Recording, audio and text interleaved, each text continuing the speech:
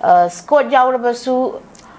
Sale Mulhanganu, Hybeda Langana, Hoi Hydre, oil tanker gi driver singna, starting by the Bahokre. Ozangarang as a Kogi National Highway 37 sing Asida Kogi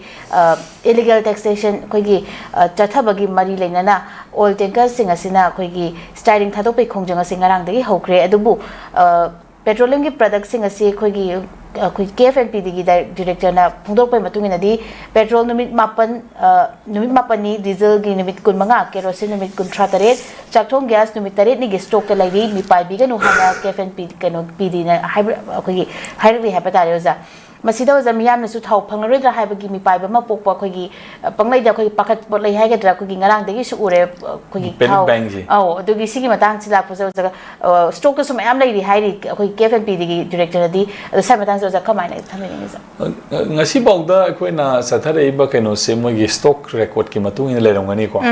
adu stock record ki matung in lai hai ta ga su mo government ge du highway wani madu loina mak public ta distribute tawro e ba maram tangai phada ba government ki machineries mayam sing na bagi ko hoji conflict situation matang goi bani na my government all depot sing da tangai padana log de ya da ko ta mai reserve tok de da mai pot ama soidan lai gane ko adu gi mayam sing du gi reserve stock mayam mai ro kholang ani calculation main thing problem de steering pyro haiba sida pusalak palep kani haiba ka tana te store khoi depot dagi oil depot kano da khoi magi khoi retailing kano sing da oil depot dagi khoi retailing Sighting the go, Taupu, Pubusu, Legani, Hibasigi, Wine, Kuzong, so the Pubia. I stole a Haida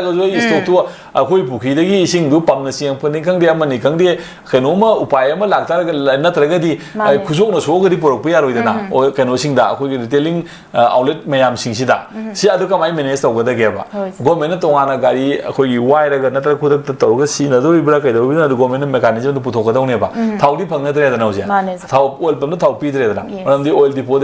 thau pump sing da oil pump sing da thau du thar dram ni na da mai le jabu du no mo de loi ba poni ma shu mayam lai na re ko ju thau han phang de lambi da dum lai da na ko situation se dum masigi posi ad government masi kamana wari buri sanari hai yam thuni ya na porok pai hai hai na hai porok padi oisanu ko aduga manipur da extortion toriba sigi leiba mo si di heman gara bane si kamana government na kamana su sang masi ngasi ngang khakti wan te hek manipur sina hek keno torok padi na hoji boksi da oil tanker sing da toriba na traga pinja putok pusin toriba mayam sing ase masigi tolerance ki limit tu wa malan gi baine hadang na ham busan ten toru mang su mayam tawre da no si mayam sing ase aduna Sigi mayam sing ase matam pumbagi oina solution ama porokna bahai bose pali balengak matam dugi singna honadradi adu ka main tawni akhoina disang hona ruya brane natra ko adu hona ga dawani mayam chu masida akhogi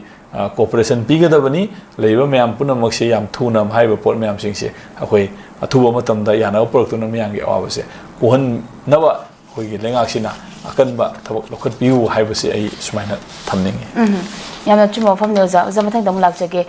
Imagi Mairana, Manipur Legislative Assembly get Sholonshin Cray, Suzara Yana Nubita Nupita Fazin Cray, Fazin Kiba Sing Tadowana, Tommy Singna, Lanfield Police Star, Tomjin Cray. Ozamasi Hosic State Asida Talk Liva, Irang Asiki Matanga, Kananabuki the Makta, Special Assembly Mifamama, Kauduna, Kanagadabani, Hainak Garangasi, Kugi Assembly da, Kongjang Tomjin Duna. Kongjang Junction Kibagi, Imagi, Mairagi, President PH, Masurata, Kongjang Junction of Matunda, Police, Imagi, Mairagi, Tomita, Habitare, Police, Fazan Kiba, Madi, a thing about Matam, the Kogi Tadoki Bagi Pausu, Aurosa, Samatanza, Junction Liver, Kongjang, Ima, Ladybug, situation is a Kamana Taminosa. Masi, Canon, a Koi, the Masi. Normal situation I do oil reponida. Sina the Hanman Tedum, Town Lady, State Killeriba, Magi Agency Maleribanina, Hosic Ladyba, State Killeribalenga, Adudeda, High Bakanagumba Karana, Momento, Boko Pakadoba, Adudeda, Nasagi, Makwina, Irang Tola Kani, Haidana, Machine Hana,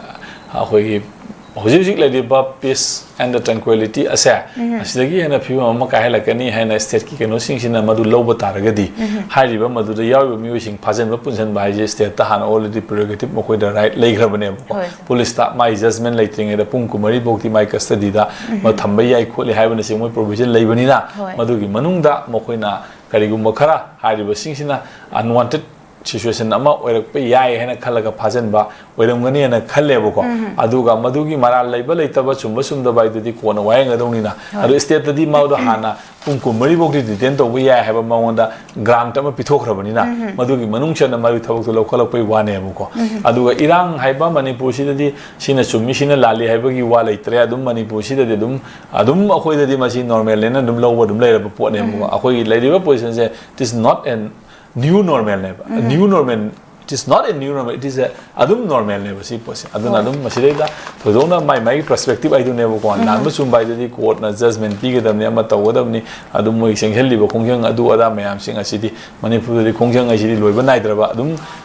chatha adum leba ama highway assembly phamu highway na taga adu tawbi ya anything whatever demand do demand ne bu ko adu akhoi sida khongjang haiba ihau haiba si adum leptana adum taw le ba poni tawri ba pot adu deida khitang hena hengalak pa kangkhalak pa khitang kana tawbata mai mob control tawna na ba khona phajan pujan ba adu tawai di state ki prerogative ni na madugi manung da thaba ama lokhalak pai wani adu ga thoidong na masidi aidi masina ga kano side daga leibak sina mana taram ngani tra kai do masina ahong pur kani ga di aidi kasu khanba leite bu ko adu ga manipur gi lari ba posidi adu hayeng kona lengak ta silak pa pam do gi miya do to tongam ni adu na madugi kona gi wani adu ga situation asida di si na hena mana taram ngani koni ga naga koi naga khalu lau ya ponte adum manipur mai normal kase adum satharam thobu satharak pani na iri smain thamse hoi sir